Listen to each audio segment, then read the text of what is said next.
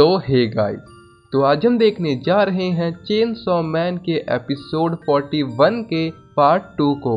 और अगर आपने पिछले एपिसोड्स अभी तक नहीं देखे हैं तो आपको डिस्क्रिप्शन और कमेंट सेक्शन में प्लेलिस्ट का लिंक मिल जाएगा। तो चलिए बिना किसी देरी के इस एपिसोड को शुरू करते हैं। तो अब तक की कहानी में हमने देखा योशिदा फेमाइन डेविल से नोस्ट्राडेमस की प्रोफेसी के बारे में पूछता है, जिसके अकॉर्डिंग 1999 के 7वें महीने में इंसानियत का अंत होने वाला था। और फेमाइन बताती है कि 44 सेकंड्स पहले एक डेविल तमानो अपार्टमेंट्स में पहुंच भी चुका है।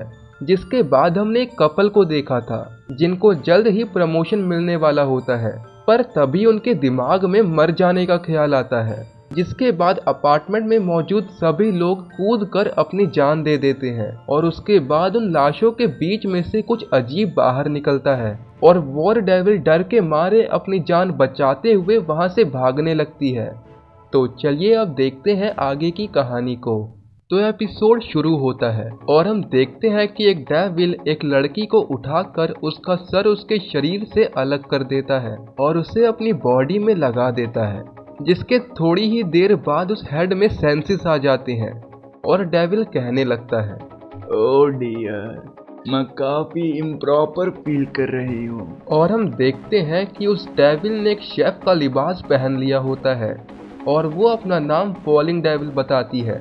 जिसके बाद डेविल कहने लगता है कि वो हेल के लोगों के कहने पर यहाँ आया है और अगर किसी ने भी उसका बनाया खाना खत्म नहीं किया तो वो उसे मौत का स्वाद चखाएगी। जिसके बाद फॉलिंग डेविल खाना बनाना शुरू करती है और फिर हम दूसरी ओर देखते हैं जहां पर वॉर डेविल लगातार मिताका को होश में आने कह रही होती है, क्योंकि उन दोनों में से सिर्फ मिताका ही है जो स्ट्रॉन्ग वेपन्स क्रिएट कर सकती है। और वॉर डेविल को इस वक्त एक स्ट्रॉन्ग वेपन की सख्त ज़रूरत थी और फॉलिंग डेविल अपनी डिश का नाम लेते हुए क्लैप करती है। जिसके बाद हम मिताका के पास्ट को देखते हैं और उस वक्त की बात है जब मिताका ने डेविल अटैक में अपनी मॉम को खो दिया था और वो अब एक अनाथालय में थी। और तभी वहाँ एक लेडी आती है और मिताका से पूछती है कि क्या वो दोनों बात कर सकते हैं। मिताका उसे मैम कहते हुए पूछती है कि कौन सी बात। जिसके बाद वो लेडी मिताका से कहने लगती है, मैं तुम्हारी कैट के बारे में बात करना चाहती हूँ। तुम अपनी बिल्ली मेरे दोस्त के यहाँ क्यों नहीं दे आती? यहाँ एक बच्चे को बिल्ली से एलर्जी भी है और ये तुम्हारे लिए भी तो ठीक नहीं है ना कि तुम सिर्फ एक बिल्ली के साथ रहो, तुम्हें बाकी बच्चों के साथ भी तो खेलना चाहिए। जिस पर मिताका कहती है कि वो नहीं खेलना चाहती। जो सुनकर वो लेडी मिताका के बगल में जाकर बैठ जाती है और कहती है कि यहाँ पर सभी बच्चों के पेरेंट डेविल्स के हाथों मारे गए हैं और मेरी मॉम भी टाइफून डेविल के अटैक में मारी गई। और इसके बाद भी सभी बच्चे खुश हैं और हंस रहे हैं, खेल रहे हैं, क्योंकि अब वो सभी एक फैमिली बन चुके हैं। और ये सब कहने के बाद वो लेडी मिताका को उसकी कैट के बारे में कहने लगती है कि कैसे उसकी बिल्ली यहाँ अकेली है, पर अगर वो इस बिल्ली को उसके दोस्त के घर पर भेज देती है तो ये बिल्ली सच में काफ़ी खुश रहेगी। और मिताका ये सब सुनने के बाद उस लेडी को बोलती है, इसका नाम क्रैम्बन है और इसे खुश रखना। और मिताका अपनी बिल्ली उस लेडी को दे देती है। और अब रात हो चुकी थी, सभी बच्चों के सोने का समय था। मिताका भी लगभग सो चुकी थी, पर तभी उसके साथ की पार्टनर उससे उसकी बिल्ली के बारे में पूछती है। और जब मिताका रीज़न पूछती है तो वो लड़की बताती है, क्योंकि आज जब हम सभी नदी के किनारे खेलने गए थे तो मैंने तुम्हारे जैसे ही एक बिल्ली को वहाँ नीचे देखा था। और तभी वहाँ वो लेडी आ जाती है और मिताका और उस लड़की को चुपचाप से सोने के लिए कहती है।